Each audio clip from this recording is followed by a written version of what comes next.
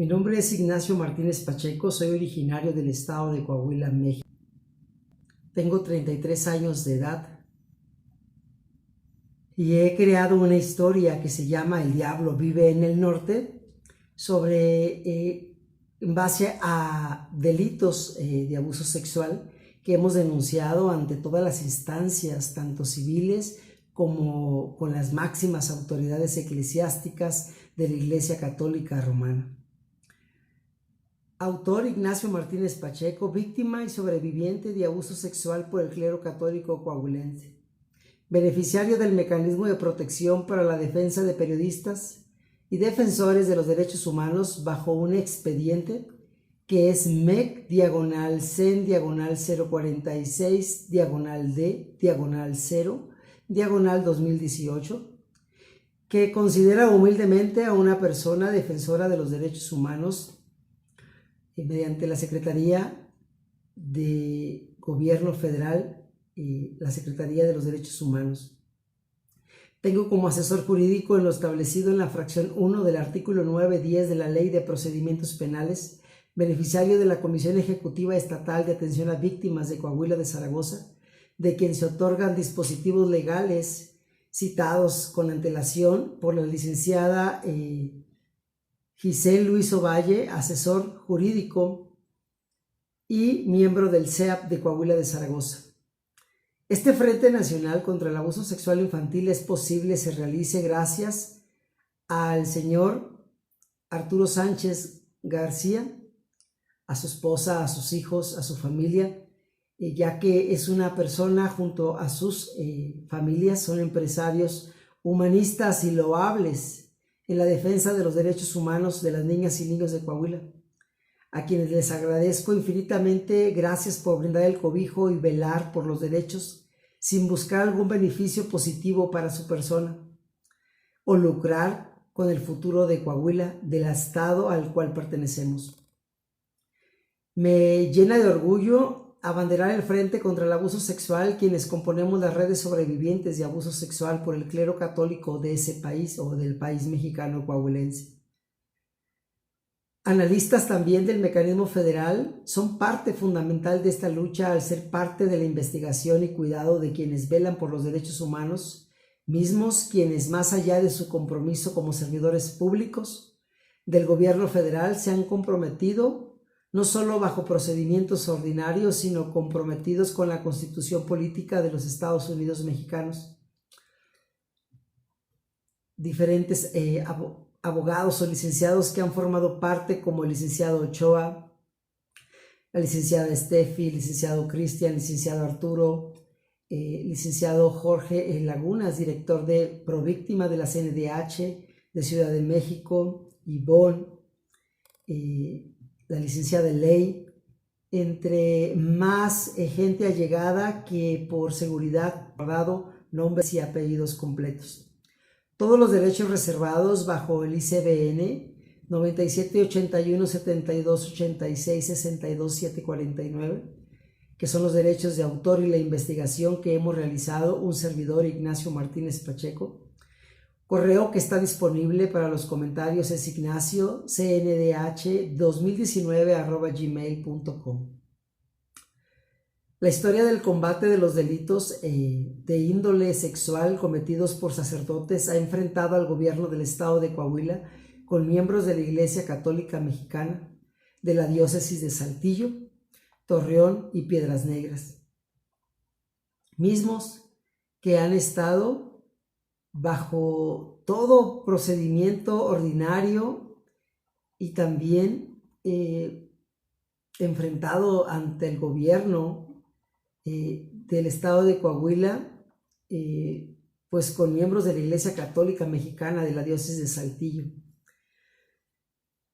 Podemos rastrear el inicio del día domingo 19 de enero del año 2014, cuando el polémico obispo Raúl Vera hizo pública la existencia de 2 casos de sacerdotes pedrastas en misa. Estas últimas declaraciones fueron reiteradas en un circular de la que medios de comunicación locales hicieron eco en principio que se hablaba de 10 sacerdotes acusados, lo que causó un escándalo a nivel estatal, por lo que obispos tuvo que aclarar públicamente lo que se estaba diciendo, por lo que el obispo tuvo que aclarar públicamente la situación y dijo a Millennium que los padres de los menores víctimas acudieron a él para pedir ayuda, por lo que inició una investigación que rindió, pero no a las autoridades civiles.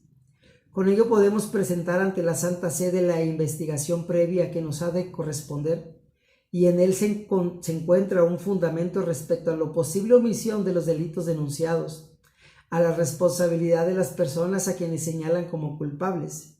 Uno de los casos está concluido, el otro está en proceso.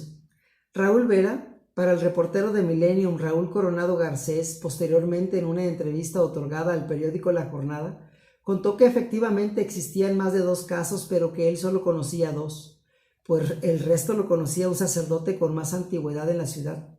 Son los 2 casos que yo envié al Vaticano, dijo él. El sacerdote Pedro Pantoja habla de 4, pero él lleva 41 años en la diócesis y yo hablo de 14, dice él. Hice la investigación en ambos casos, ha argumentado Fray Raúl Vera López, y llama la atención que a pesar de que en México el sistema jurídico es laico, es decir, hay una separación clara y tajante de la Iglesia y del Estado, en la realidad o son cosas que son distintas si los jerarcas eclesiásticos asumen de hecho que tienen poder sobre las leyes civiles. Los hechos hablan más que las afirmaciones, pues el asunto con estos 2 sacerdotes, lejos de ser llevados ante la autoridad civil, encargada de conocer de las conductas que puedan constituir un delito, en este caso el Ministerio Público se resolvió a través de procedimientos eclesiásticos que ahora harán efectos en la legislación mexicana, que no tiene muchas diferencias de cualquier asociación civil. Esto quiere decir que la Iglesia Católica Mexicana no puede constituirse en autoridad investigadora o juzgadora de responsabilidades penales. Del sumo se podría determinar la expulsión de sus filas. En determinados miembros, así afirmar si sus sacerdotes son culpables o inocentes. Sin embargo, este asunto se arregló en lo oscurito. En el primer caso hablamos y él voluntariamente renunció, dice Vera. Así fue como lo resolvió. En el segundo caso se retiró el sacerdote del ministerio. Di instrucciones a un abogado para atender el caso, pero los papás de la niña me dijeron, mediante un notario, que ellos colaboraban en el asunto eclesiástico siempre y cuando yo me comprometiera a no llevar este caso ante las autoridades civiles, porque querían que su hijita no sufriera más, ningún trauma más. Yo me comprometí ante notario y cuando se hizo el acuerdo de confidencialidad ante notario, ya que éste carece de validez, pues la obligación de denunciar prevalece sobre todo acuerdo entre particulares, quedando únicamente exceptuando el secreto profesional y el de confesión. Pero esto no es el caso. El otro pretexto fue evitarle más problemas o porque confíe que él hará y que haría lo correspondiente. La diócesis entonces se dividió y fue cuando nos dimos cuenta que los sacerdotes pedrastas los movieron a 2 municipios y solo a uno le dieron de baja porque él era el más descarado. Luego supimos que daba clases en adolescentes en un colegio privado. Después ya no supimos nada. La discusión ante los medios de comunicación continuó enfrentando, ya que apareció Carlos Llamas, quien fue víctima, con la Iglesia. Carlos terminó por consolidarse como activista de los derechos humanos de la comunidad LGBT al presidir la asociación Jóvenes Revenidos, en una agrupación que apoya a personas con VIH-Sida. Además, otra activista, la psicóloga Aida Vadillo, con quien hasta ese momento desarrollaba labores de tratamientos para jóvenes hombres y mujeres que ejercían la prostitución en la periferia de la capital coahuilense, pero además fungía como consejera de la Comisión Estatal de los Derechos Humanos. Dio a conocer que él conocía al menos 60 casos que en los últimos 10 años menores de edad habían sido abusados por sacerdotes.